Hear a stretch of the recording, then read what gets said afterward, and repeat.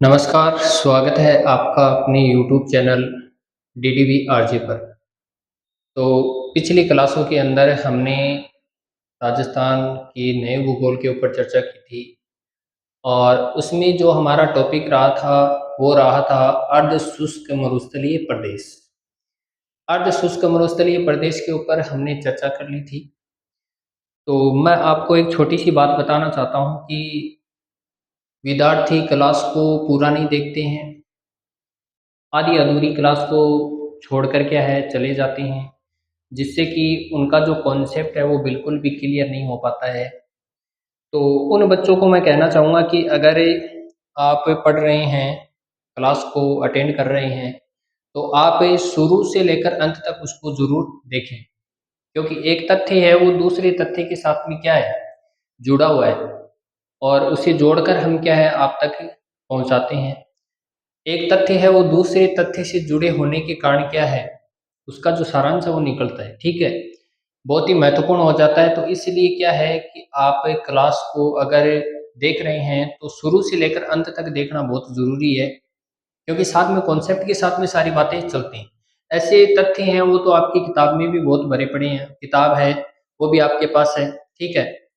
जबकि हम सारी बात कॉन्सेप्ट के साथ में सीखते हैं, ये किस प्रकार से हुआ, ये किस प्रकार से हुआ, उसको क्या है हम एक उदाहरण के रूप में या किसी भी अन्य रूप से क्या उसको समझते हैं। तो आप क्लास को शुरू से लेकर अंत तक ज़रूर देखा करो, ठीक है? क्योंकि बहुत महत्वपूर्ण है, क्योंकि बीच के अंदर छोड़ जाने से क्या है हमारा कॉन्सेप्ट क्लियर नहीं होता है, फिर से अधूरा रह जाता है।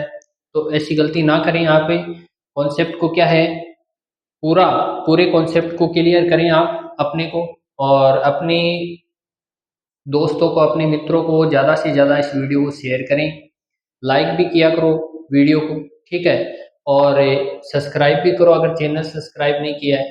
अब हम बात करते हैं, हमने चर्चा कर ली थी देखो, अर्ध शुष्क मरुस्थलीय प्रदेश, अर्ध शुष्क मरुस्थलीय प्रदेश, इसके ऊपर हम चर्चा कर रहे थे। अब अर्ध शुष्क मरुस्थलीय प्रदेश को भी अलग अलग भागों के अंदर हमने बांटा था, देख लेते हैं अलग अलग जो भाग है। पहला जो भाग था वो था घग्गर का मैदान, घग्गर का मैदान। दूसरा जो भाग था वो था शेखावाटी प्रदेश, शेखावाटी प्रदेश।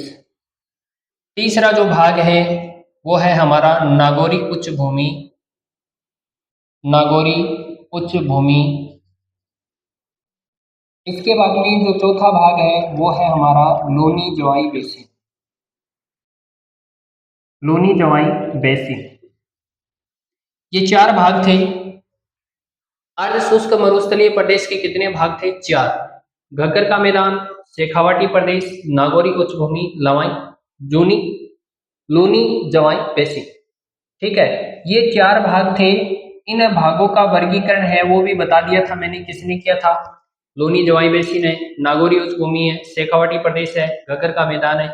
इनका जो वर्गीकरण है वो doctor Harimohan Saxena and professor A के तिवारी के द्वारा क्या किया जाता है, इनका वर्गीकरण किया जाता है, ठीक है?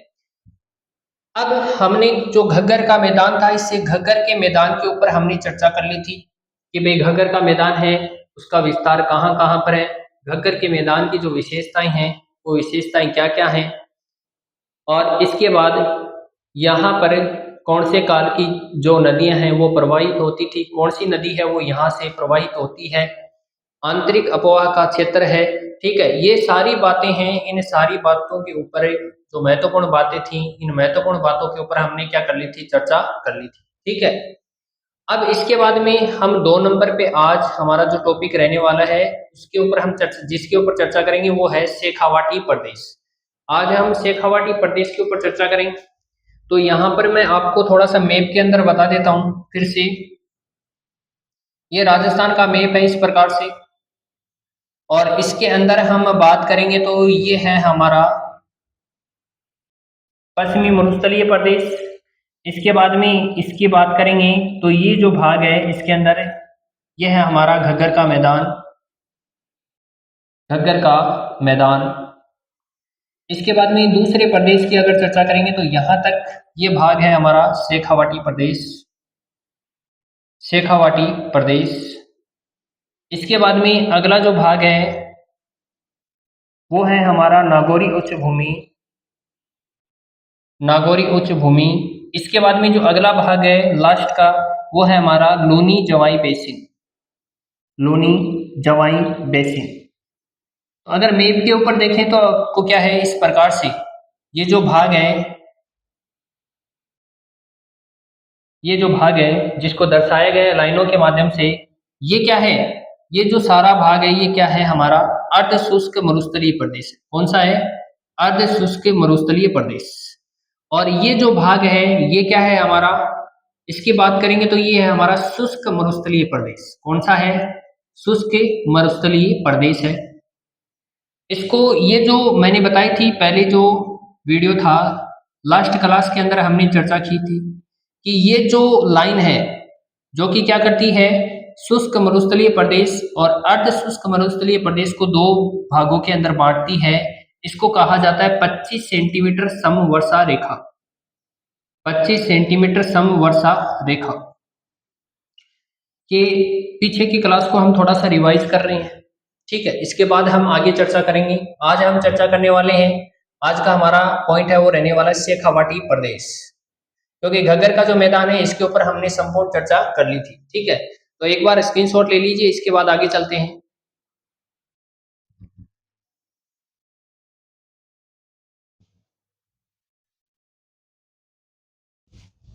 तो स्क्रीनशॉट ले लिया होगा आपने, ठीक है। अब चलते हैं हम आगे। आज हम चर्चा करेंगे शेखावाटी जो प्रदेश है, इस शेखावाटी प्रदेश के ऊपर आज हम चर्चा करने वाले हैं। शेखावाटी प्रदेश का जो विस्तार है वो कहाँ कहाँ पर है और किस प्रकार से यहाँ पर जो नदियां हैं वो किस प्रकार की हैं, ये सारी चर्चा है वो आज हम करने वाले हैं। तो एक बार से फिर से मैं यहाँ पर देखो नक्शा बना देता हूँ। यहाँ पर थोड़ा सा नीचे बना देते हैं ताकि आपको अच्छे से दिखाई दे। इस प्रकार से हम क्या है राजस्थान का नक्शा है वो बनाएंगे, ठीक है। और ये जो भाग है ये भाग ये है हमारा शुष्क मरुस्थलीय प्रदेश और आगे का जो भाग है ये है हमारा अर्ध शुष्क मरुस्थलीय प्रदेश। इसमें हमने एक भाग की चर्चा कर ली थी घग्गर का मैदान, ठीक है। घग्गर का जो मैदान था इसके ऊपर चर्चा कर ली। आज हम बात करने वाले हैं ये जो भाग है जो मैं यहाँ पर आपको लाइनों के माध्यम से दर्शा रहा हूँ, इस भाग के ऊपर आज हमें ये चर्चा करनी है जिसको शेखावाटी प्रदेश कहा जाता है, शेखावाटी प्रदेश। अब ये जो शेखावाटी प्रदेश है इस शेखावाटी प्रदेश के ऊपर अगर हम बात करते हैं तो इसके अंदर क्या है अंतः प्रवाही जो मौसमी झीलें हैं वो सबसे ज्यादा पाई जाती हैं। क्या पाई जाती हैं? अंतः प्रवाही मौसमी झीलें, अंतः प्रवाही जो मौसमी झीलें हैं वो यहाँ पर आपको सबसे ज्यादा मिलेंगी, ठीक है। अंतः प्रवाही जो मौसमी झीलें हैं, ठीक है, इन अंतः प्रवाही मौसमी झीलों से क्या है क्या किया जाता है छोटे पैमाने के ऊपर, छोटे पैमाने पर, पैमाने पर नमक उत्पादन का कार्य, नमक उत्पादन का कार्य किया जाता है, नमक उत्पादन का कार्य किया जाता है, ठीक है। अंतः प्रवाही मौसमी झीलें क्या होती हैं? अंतः प्रवाह क्या होता है? अंतः प्रवाह का मतलब क्या होता है पहले तो ये बताएं, अंतः प्रवाह क्या होता है? जल्दी से कमेंट बॉक्स के अंदर बताएं अंतः प्रवाह क्या होता है। जैसे कि हम बात करेंगे अंतः प्रवाह की नदियां, तो अंतः प्रवाह की जो नदियां हैं वो किसे कहते हैं? जल्दी से जल्दी कमेंट बॉक्स के अंदर बताएं। अंतः प्रवाह की जो नदियां हैं वो किसे कहते हैं? जल्दी से जल्दी क्या है आप बताएं, कमेंट बॉक्स के अंदर जल्दी से जल्दी बताएं।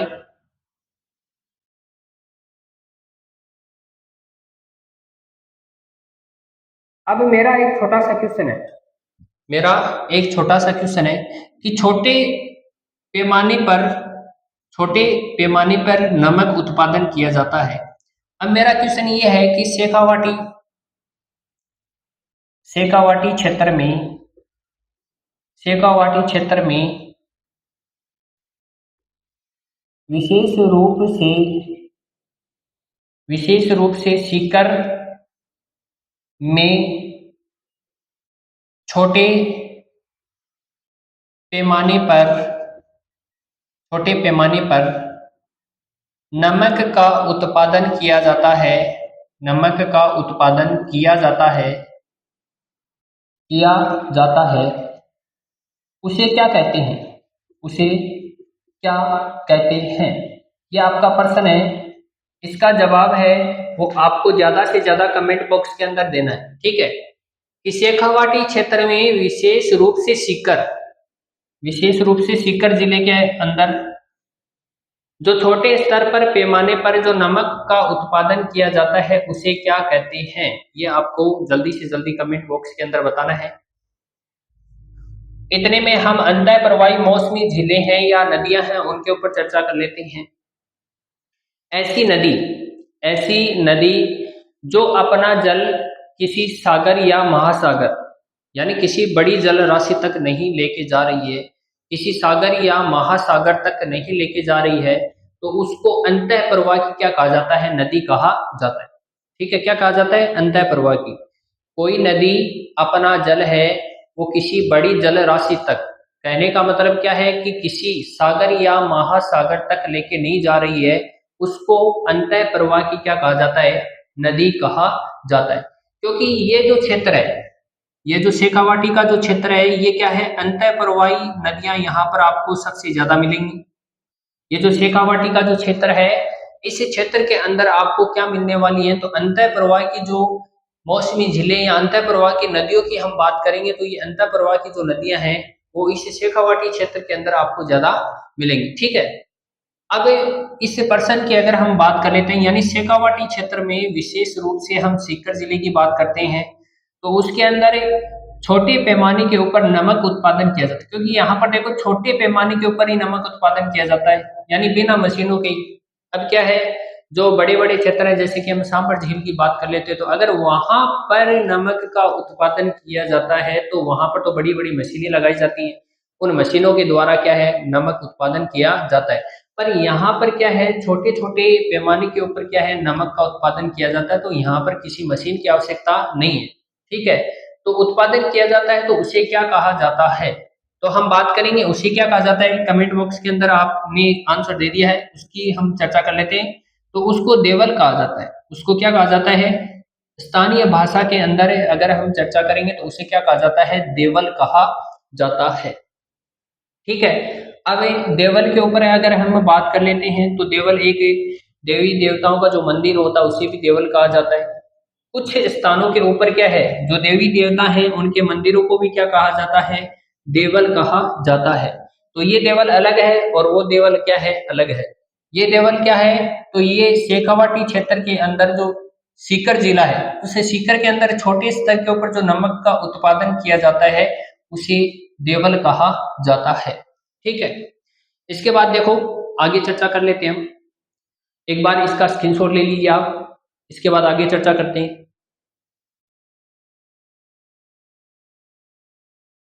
अब देखो आगे हम चर्चा करेंगे। तो शेखावाटी जो प्रदेश है इसके अंदर जो खास बातें हैं उन खास बातों के ऊपर आज हम चर्चा करेंगे। तो आगे जो खास बातें हैं इन खास बातों के ऊपर चर्चा कर लेते हैं हम। तो ये क्या हो जाएगा हमारा? शेखावाटी प्रदेश, जिसके ऊपर आज हम क्या कर रहे हैं? चर्चा कर रहे हैं। शेखावाटी प्रदेश, शेखावाटी प्रदेश। अब देखो जो शेखावाटी प्रदेश है,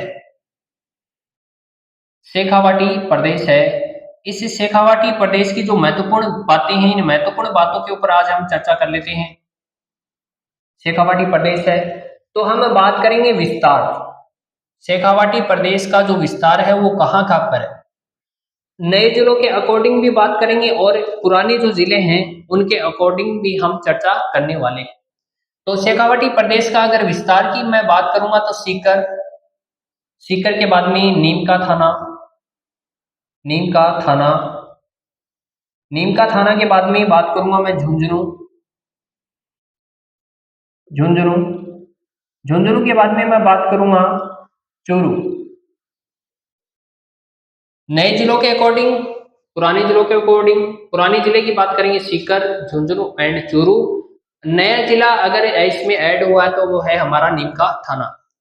शेखावाटी प्रदेश के विस्तार की अगर हम चर्चा करें तो इसके अंदर सीकर, नीमका थाना, झुंझुनू, चूरू और डीडवाना कुचामन का भी कुछ भाग इसके अंदर क्या है, शामिल है। ठीक है, अब इसके बाद देखो हम बात करते हैं, ये जो भाग है अंतः प्रवाही मौसमी झीलें, अंतः प्रवाही मौसमी झीलों से निर्मित। कहने का तात्पर्य क्या है कि यहाँ पर क्या है, अंतः प्रवाही जो मौसमी झीलें हैं उनका विस्तार सबसे ज्यादा पाया जाता है। झीलों का विस्तार या निर्मित झीलों का विस्तार लिख लो यहाँ पर, झीलों का विस्तार। अंतः प्रवाही जो मौसमी झीलें हैं इन झीलों का यहाँ पर विस्तार है वो पाया जाता है। मैंने बता दिया आपको अंतः प्रवाही जो मौसमी झीलें हैं, ठीक है, इन मौसमी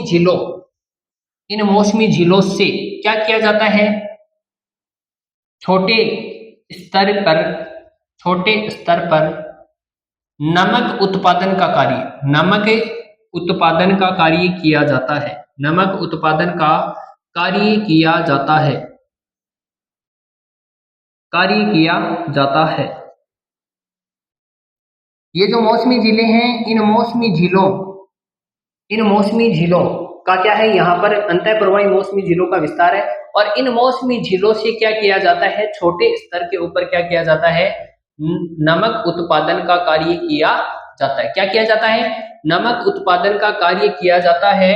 और ये जो कार्य किया जाता है इस कार्य को देवल कहा जाता है, इस कार्य को क्या कहा जाता है, देवल कहा जाता है। और सार्वधिक जो अगर हम देवल की बात करेंगे तो सर्वाधिक देवल कहाँ पाए जाते हैं, सर्वाधिक देवल है वो सीकर में पाए जाते हैं। कहाँ पाए जाते हैं, सीकर में।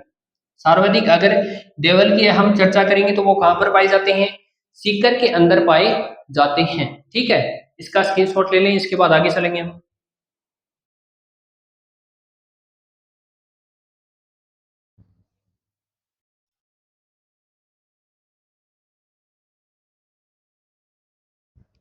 सर्वाधिक जो देवल हैं वो कहाँ पर पाए जाते हैं, तो सीकर के अंदर पाए जाते हैं। विस्तार की हमने चर्चा कर ली कि विस्तार है वो सीकर, नीमका थाना, झुंझुनू और चूरू के अंदर पाया जाता है।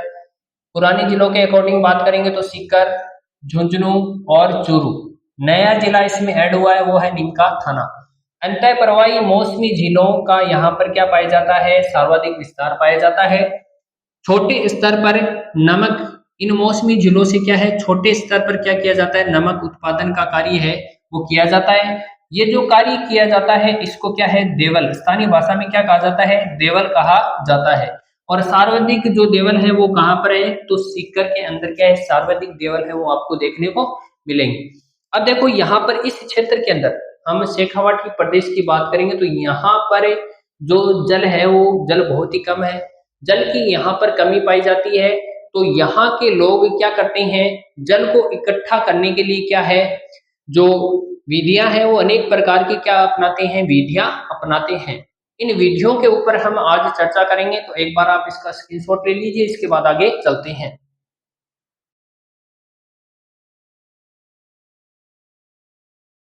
तो आपने स्क्रीनशॉट ले लिया होगा। अब इसके बाद जल व्यवस्था के ऊपर हम थोड़ी सी चर्चा कर लेते हैं। शेखावाटी प्रदेश के अंदर एक जो जल चर्चा है, जल व्यवस्था है, इस जल व्यवस्था के ऊपर थोड़ी सी चर्चा कर लेते हैं हम। जल व्यवस्था, क्योंकि इस क्षेत्र के अंदर क्या है, पानी की कमी है, जल की क्या है, कमी है। तो जल की कमी होने के कारण यहाँ के लोग क्या है, अनेक प्रकार की जो विधि हैं इन विधियों का उपयोग करते हैं। तो देखो जल व्यवस्था के बारे में, तो शेखावाटी जो प्रदेश है, इस शेखावाटी प्रदेश के अंदर हम अगर जल व्यवस्था की बात करें, किसकी बात करेंगे, जल व्यवस्था, जल व्यवस्था की बात करेंगे तो इस जल व्यवस्था के ऊपर चर्चा करते हैं।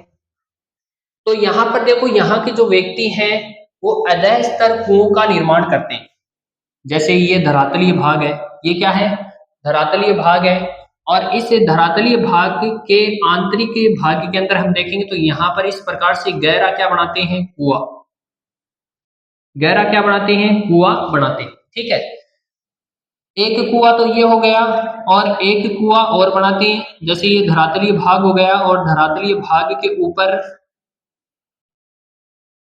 और नीचे की तरफ आंतरिक भाग के अंदर इस प्रकार से ऊपर की तरफ ये जो भाग बनाते हैं जिसको मुंडेर कहा जाता है। क्या कहा जाता है? मुंडेर कहा जाता है। तो एक कुआं तो इस प्रकार का होता है, एक कुआं इस प्रकार का होता है। धरातलीय भाग पर क्योंकि यहाँ पर अंतः प्रवाही झीलें या अंतः प्रवाही जो नदियां हैं वो क्या होती हैं, यहाँ पर प्रवाहित होती हैं। अंतः प्रवाही क्या है? नदियां यहाँ पर प्रवाहित होती हैं। और अंतः नदियां जब प्रवाहित होती हैं तो यहाँ पर जल संरक्षण यानी जल इकट्ठा करने की जो विधि है उसके ऊपर चर्चा कर रहे हैं। जैसे कि यहाँ से कोई नदी आ रही है, इस प्रकार से कोई नदी आ रही है, तो इस नदी का जो पानी है वो इस मुंडेर से टकरा कर यहीं पर क्या है, रुक जाता है। जबकि इस प्रकार की जो व्यवस्था की जाती है जल इकट्ठा करने की, तो इसके अंदर क्या है, ये यहाँ पर धरातलीय भाग पर कोई जल राशि बह रही है तो इसके अंदर आकर क्या हो जाती है, वो इकट्ठा हो जाती है इस प्रकार से। यानी कोई भी नदी अगर बह रही है इस भाग के अंदर तो यहाँ इस अधः स्तर कुएं के अंदर आकर क्या हो जाता है, वो पानी जमा हो जाता है इस प्रकार से। ठीक है, तो यहाँ पर अधः स्तर, अधः स्तर, अधः का मतलब आधा, यानी ऊपर पूरा नहीं बनाया जाता है, नीचे नीचे का भाग क्या है यहाँ पर। और ये कुएं हैं वो किस प्रकार के हो सकते हैं, तो ये कुएं कच्चे व पक्के दोनों हो सकते हैं। ये कुएं हैं ये कच्चे या पक्के दोनों हो सकते हैं। तो एक कुआं तो इस प्रकार का मिलेगा जिसके ऊपर मुंडेर होगी। ठीक है, अब मुंडेर होगी तो क्या है, जब नदी का पानी मान लो कि इधर किसी भी साइड से आ रहा है, इधर से आ रहा है या इधर से आ रहा है, तो वो क्या है, इस मुंडेर के ऊपर से नहीं जा सकता। यहाँ पर ये मुंडेर क्या कर लेगी, इस पानी को रोक लेगी। जबकि जो अधः स्तर कुएं हैं इन अधः स्तर कुओं का क्या किया जाता है, निर्माण किया जाता है, यानी इसके ऊपर की मुंडेर नहीं बनाई जाती है। ऊपर ऊपर की जो मुंडेर है वो नहीं बनाएंगे, तो यहाँ पर मान लो कोई भी नदी बह रही है तो इस नदी का जल है वो यहाँ इस कुएं के अंदर आकर क्या हो जाएगा, जमा हो जाएगा। तो यहाँ पर इस प्रकार की जल व्यवस्था है वो की जाती है। ठीक है, अब देखो आगे चर्चा करते हैं कि यहाँ पर कच्चे व पक्के कुएं दोनों बनाए जाते हैं, जिनको स्थानीय भाषा में क्या कहा जाता है, जोहड़ कहा जाता है। जोहड़ या नाडा, स्थानीय भाषा में क्या कहा जाता है, इसमें इनको जोहड़ व नाडा कहा जाता है। तो इस बात का ध्यान रखना है, एक तो कुएं की मुंडेर होती है जिससे कि क्या है, नदी अगर कोई आ रही है तो उसका जल यहीं रुक जाता है। और एक कुआं इस प्रकार का बनाते हैं, यानी धरातली भाग के नीचे नीचे, बस केवल धरातली भाग के ऊपर कुछ नहीं बनाते। ठीक है, जैसे ही कोई जल राशि आएगी उस जल राशि का जो जल है वो इस कुएं के अंदर क्या हो जाता है, इकट्ठा हो जाता है। अधः स्तर कुआं इसे कहा जाता है, जो कि कच्चे या पक्के दोनों हो सकते हैं, जिनको स्थानीय भाषा में क्या कहा जाता है, जोहड़ या नाडा कहा जाता है। अब देखो ये तो क्या हो गया, ये तो कृत्रिम रूप से हो गया, ये जो व्यवस्था है ये तो क्या है, कृत्रिम रूप से हो गई।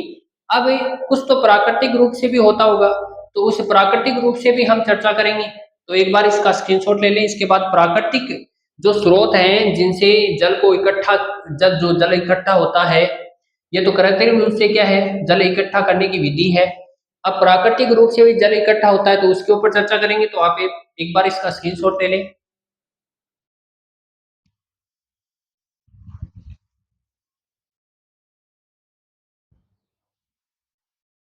तो आगे हम थोड़ी सी चर्चा और कर लेते हैं जल व्यवस्था के ऊपर, क्योंकि आपको भी पता है कि हमने जब बरखानों के ऊपर, जब जो बालुका स्तूप है इन बालुका स्तूपों के ऊपर जब चर्चा की थी, तो बालुका स्तूपों के अंदर हमने चर्चा की थी कि अर्धचंद्राकार बालुका स्तूप के ऊपर हमने चर्चा की थी। और शेखावाटी क्षेत्र के अंदर क्या है, ये जो बालुका स्तूप है ये पाए भी जाते हैं। तो हमने अर्धचंद्राकार बालुका स्तूपों के ऊपर चर्चा की, तो यहाँ पर नए बरखान हैं वो आपको सर्वाधिक देखने को मिलेंगे। नए बरखान, नए बरखान जो बालुका स्तूप हैं, बालुका स्तूप वो यहाँ पर आपको सर्वाधिक है वो देखने को मिलेंगे।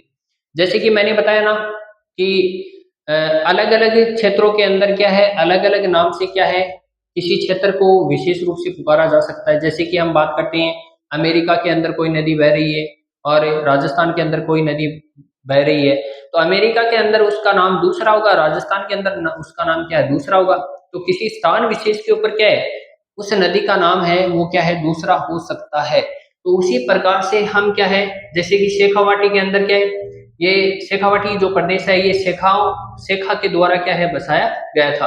तो इसके बारे में हम बात कर लेते तो नए बरखान है, बालू का स्तूप है, वो सबसे ज्यादा यहाँ पर पाए जाते हैं शेखावाटी क्षेत्र के अंदर। ठीक है, यहाँ पर जैसे बालू का स्तूप है, उन बालू का स्तूपों के बीच में कोई गड्ढा हो जाता है, बताया था ना अर्धचंद्राकार या बरखान के बारे में। तो उनके जो आगे है वो गड्ढा हो जाता है, उस गड्ढे के अंदर जब भी वर्षा होती है तो उस वर्षा के दौरान वहां पर क्या हो जाता है, जल इकट्ठा हो जाता है।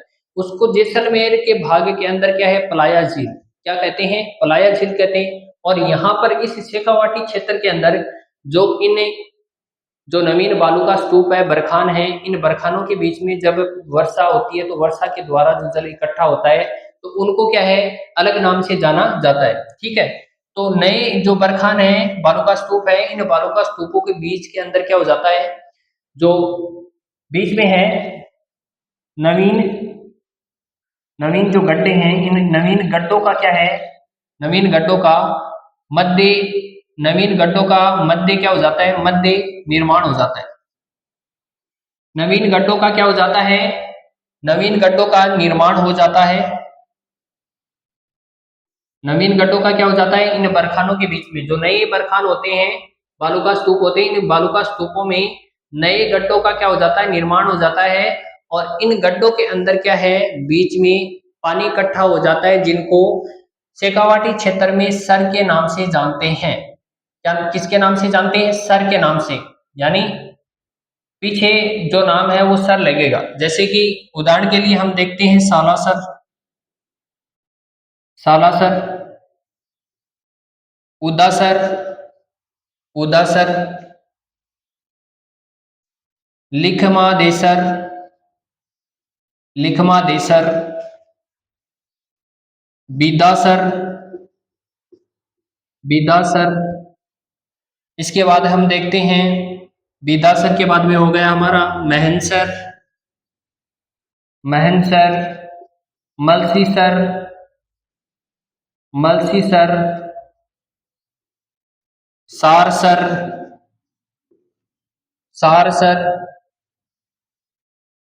पहाड़सर, नाथासर। यानी ये जो अलग अलग जो आपको नाम यहाँ पर दिख रहे हैं जो मैंने लिखे हैं, इनके पीछे क्या है, सर लगा हुआ है। देखो सर, सर, सर, यहाँ पर भी सर लगा हुआ है, यहाँ पर भी सर लगा हुआ है, यहाँ पर भी सर लगा हुआ है, यहाँ पर भी सर लगा हुआ है, यहाँ पर भी सर लगा हुआ है, यहाँ पर भी सर लगा हुआ है। तो ये क्या है, अलग अलग नाम है, शेखावाटी क्षेत्रों के नाम हैं, जिनके आगे क्या लगा हुआ है, सर लगा हुआ है। तो आपको ध्यान क्या रखना है कि नए जो बरखान या बालू का स्तूप है, इनके बीच में जब वर्षा होती है तो वर्षा के दौरान जब जो पानी इकट्ठा हो जाता है तो उस पानी को क्या है, किस नाम से जाना जाता है, तो वो जो बनने वाली जो झील है, झील, अस्थायी जो झील है, उनको क्या कहा जाता है, सर के नाम से जाना जाता है।